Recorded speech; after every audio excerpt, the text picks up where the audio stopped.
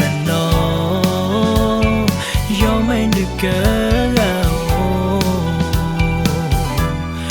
nóng màu nhớ lệ giờ lệ nghe nóng xa mơ ngàn em mô khuya quăng màu nhớ lệ nào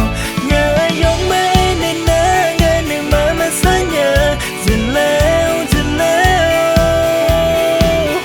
ngờ giông mây ya em nêu nơ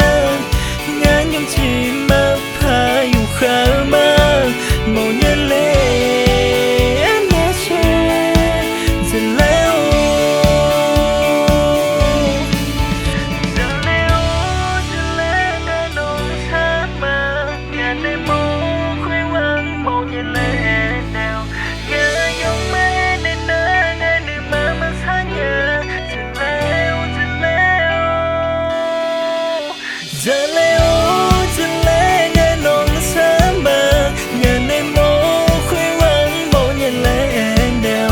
ngờ giông mây nên nỡ nghe nơi mà xa nhớ giờ leo ngờ giông mây ya em nêu nơ ngờ những chỉ mơ phá yêu khờ mơ màu nhớ lệ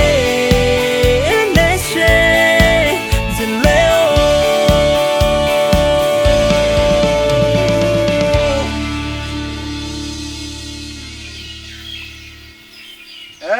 chiều tua chiều chế宇宙来那个你在mà bạn chung nhau không họ trái mẹ cho họ trái à cái hả đã nhìn mò lên nha hứ